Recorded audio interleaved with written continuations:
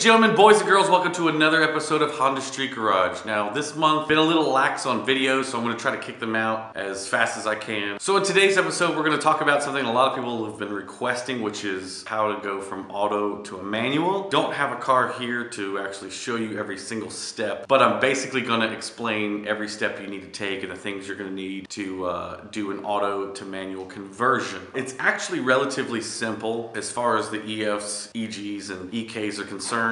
As far as the EM2s and later on, that's a much different subject because you have cable operated transmissions and things of that nature. But you know, the EM2 is a much different platform. What I'm going to kind of do is explain what you need, what you have to get, and I'll kind of point out on the car what you need to do and things like that. So let's get started with what we're talking about today. So here we go. Okay, so the first thing you're going to need obviously is a manual transmission, whether it's D series or B series, even K series. With EFs, you have a cable operated transmission, so you kind of have a couple of choices there if you want to go with a cable operated clutch pedal or a hydraulic clutch pedal. There's different companies out there that make different setups. I believe Hush Performance is one of the ones that makes a EF hydro pedal conversion. Kind of tricky. It's definitely easier to do the cable operated, so keep that in mind. But the first thing that you're going to need obviously is a manual transmission. You're also going to need a flywheel and a clutch kit. So that means flywheel, clutch, pressure plate, throwout bearing, eyelet bearing, all that stuff. You're also going to need manual flywheel bolts because automatic ones aren't long enough. So keep that in mind if you're doing an auto to manual conversion. Other than that, you're obviously going to need the appropriate shift linkage. If you're doing a D series, you're going to need D series shift linkage. If you're going B series, you're going to need B series shift linkage. Now the main thing obviously you're going to need for all three of these chassis, EF, EG, EKs, is a clutch pedal assembly. Also with that, you will need a brake pedal for it to really work properly. You can use the automatic brake pedal, but you'll have that big pedal there. Some people cut it, or some people replace the whole pedal assembly. The good news is that all the holes are there to install the clutch pedal. So obviously with the clutch pedal, you'll need the pedal assembly itself. So you'll need a clutch master cylinder and a clutch slave cylinder, as well as a clutch line. Now an easy way to get around the clutch line, instead of trying to hunt through junkyards and trying to find the exact OEM clutch line, is that you can buy an aftermarket steel braided clutch line or a tuck clutch line. It definitely makes things a whole lot easier. So most of the time you're probably going to have to remove the dash to make it easier to get to the firewall to bolt in the pedal assemblies and things like that. And there's write-ups online, so just Google how to install a clutch pedal, things like that. But the good news is that all the holes are there. Along with the clutch pedal assembly, you're also going to need the master cylinder reservoir. Some people will opt to do an S2000 master cylinder because it has the reservoir on top of it. You can buy that kit, and that's relatively easy. Now, the first step obviously is to remove your automatic transmission. And once you do that,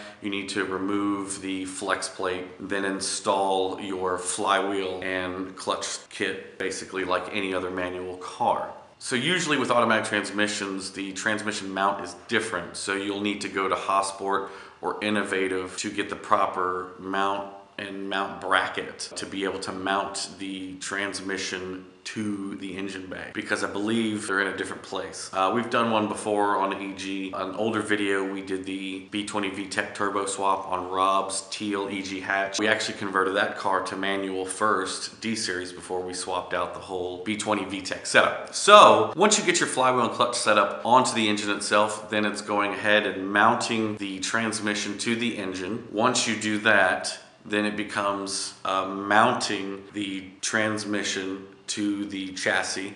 So you'll need the aftermarket mount and bracket depending on if you have an EK or an EG or an EF. So once you get the transmission mounted, next is obviously running the clutch line. All the holes are there for the master cylinder. So you would install your pedal assembly and then your master cylinder reservoir, and then you would run your clutch line to the transmission. Obviously, if it's hydraulic, you're going to use a hydraulic system. And once you do that, you have a clutch. When it comes to mounting the pedal assembly and all that stuff, I've seen people do it where they don't remove the dash, but it is a nightmare. It's going to be sort of a difficult task because you got to get up underneath there and it's really tight. It's much quicker to remove the dash. If you've never removed a dash before, it's not that difficult. Mostly you have to remove the stereo and then the climate controls. You need to remove the steering wheel, and then there's usually 4 bolts that hold the dash itself in. So there's one on the left side, the right side, the top, and the bottom. So once you remove those 4 bolts, the dash usually can be lifted out, and then you have a lot more access to the pedal and the pedal area. Now, as far as the shift linkage is concerned, good news, because the holes where the shift linkage mounts up to the chassis where the shifter goes, there are 2 blank spots that you have to drill out. On manual cars, obviously, these holes are already drilled out and they have nuts welded on the inside of the car so that you can bolt the 2 12mm bolts up to the chassis, and that will hold your shifter in place. Obviously, you have to remove the shift selector for the automatic. When it comes to swapping it over to a manual, there's another issue that you have to deal with, which is the car has to think that it's in park to run. Now, a lot of people will just leave the shift selector electronic piece in the car and they'll leave it in park, and that will allow the car to start and run. Now, when it comes to the ECU side of things, you'll either need to swap your ECU out for a manual ECU, whether it's D series or B series, or if you have a 92 to 95 ECU, you can remove the component that makes it automatic. So you can look that up online of how to do that. You can go to xenocron.com, ECU, auto to manual conversion, and really all it is removing one capacitor and placing a jumper at another spot on the ECU. It's simple, but if that's something that you're not really up to, then just go ahead and swap it out for a manual ECU. With OBD0 cars, you probably want to go ahead and just swap the whole ECU altogether, as well as OBD2A and OBD2B cars, meaning the EK, EJ chassis. That's going to be easier unless you want to convert to OBD1 and use a chipped ECU that's been converted to auto to manual. Pretty much those are all the bases you need to cover. Obviously, it's transmission, clutch and flywheel, along with manual flywheel bolts. You'll need a clutch pedal assembly, a brake pedal assembly, as well as a clutch master cylinder, the clutch fluid reservoir, clutch line,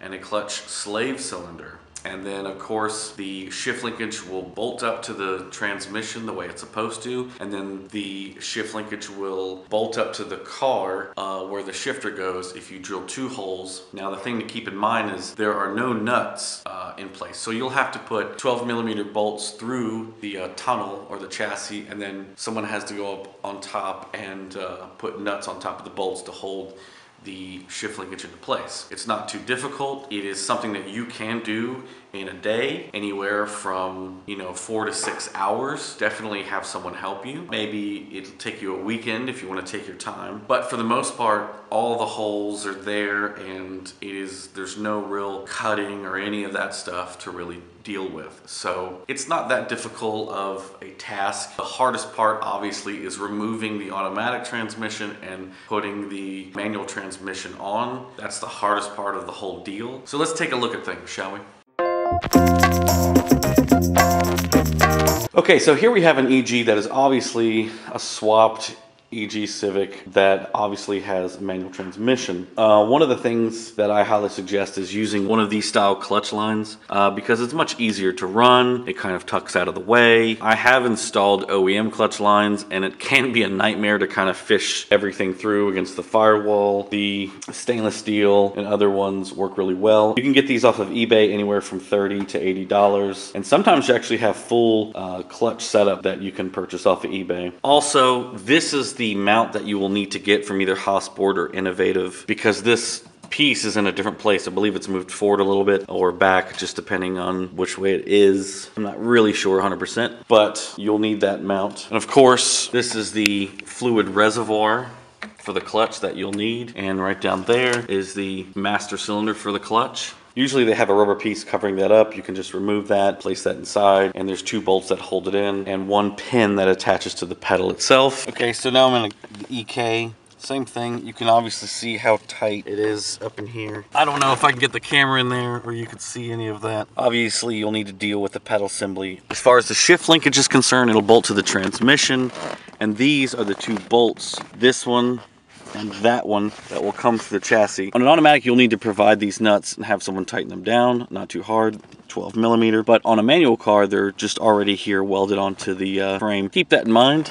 Now, one last thing a lot of people ask is, what do I do with the connectors, the electrical connectors that go to the transmission? Just let them hang there. They won't cause any problems, you know, just let them hang. All right, so that's pretty much it. It is not a super difficult job, but it is a job that, you know, you gotta have a little bit of patience for. If you're not that experienced with things, plan to take a weekend to do it. And don't be afraid, just do it. Just start unbolting things and just get in there and do it. It's not that difficult. I will leave a parts list in the description below of what you'll need. Do not forget to do your own research on your own car. There might be something I missed. Go ahead and leave it in the comments if I missed anything. For the most part, that's how you do an auto to manual swap. I hope this video helps out. I hope it's not too boring and stupid. That's our video for today. Hopefully I'm gonna get a whole lot more videos out this week. Please click subscribe. Follow us on Snapchat, Instagram, Twitter, and as always, if you have any other questions, you can reach us on our Facebook page. Hit us up there. Thanks for watching, and I'll see you guys next time. Peace!